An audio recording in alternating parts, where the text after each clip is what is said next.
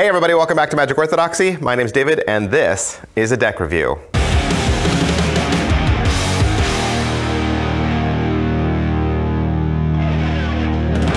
Hey, today we're going to look at the Outlaw cards from Kings and Crooks and Lee McKenzie. All right, the Outlaw playing cards. Like I said, this was from Kings and Crooks. The artist is Lee McKenzie. He actually used to do graphic design for Illusionist a long time back. This was a Kickstarter release. Of course, it was successfully funded.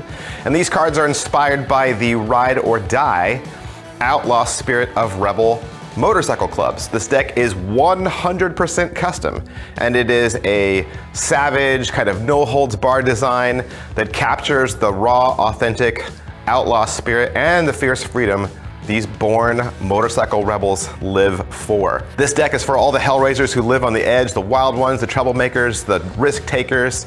These are Outlaw playing cards. The tuck case is printed on this heavyweight, raw, smoky, matte black paper. It has lightning white foil all the way around and embossing all the way around. It says Outlaw playing cards up at the top, and the skull and crossbones has a motorcycle goatee and a lightning crack at the top of his forehead. You have a motorcycle chain wrapped around that. Underneath that, it says custom built Kings and Crooks Playing Card Company. One side says Kings and Crooks Playing Card Company, and the other side says that they are made in the USA. The bottom has some ad copy about Kings and Crooks, and the top has some more words and a custom tuck seal. The back design, of course, is the back design of the cards. The inside tuck flap says, "When freedom is outlawed, only outlaws will be free."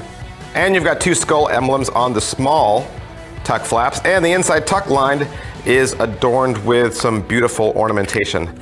That is pretty much it for the tuck case. Let's take a look at these cards. The back design is a striking black and white depiction of an armory in kind of iconic outlaw motorcycle club fashion. It does say Ride Hard Outlaw up at the top. Now it is a one-way back design because at the top of one side it says Ride Hard and Outlaw, and the other side says Live Free. But it doesn't really change the look because it is a font and the letters seem to take up the same amount of space. So I think it would fly by unnoticed. You also got lightning bolts and lots of other kind of iconography that you would probably associate with a tattoo parlor.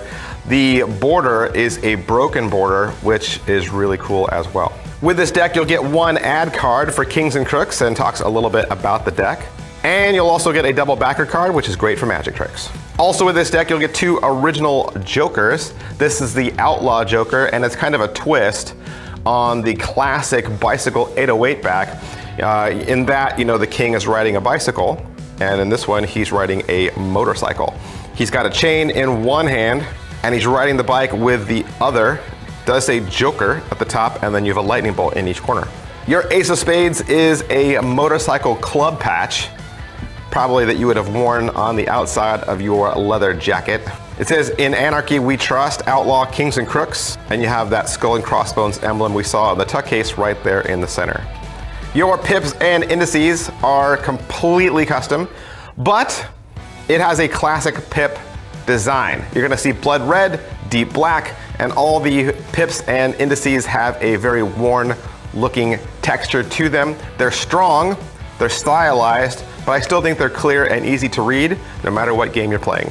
Your court cards are a custom illustrated Rebel crew, each one in authentic leather and motorcycle club patches. They're scarred, they're smoking, they're dangerous looking, they're covered in tattoos.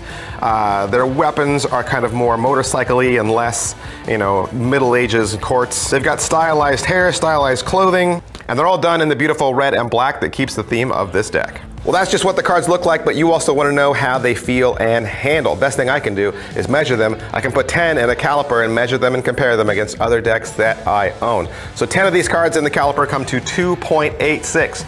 2.86 is kind of a middle of the road grade stock. It's going to be the same as the Mondrian Broadway cards. They'll probably feel to you like the red Inspire Blue Crown deck or the red and blue black lines that were recently released.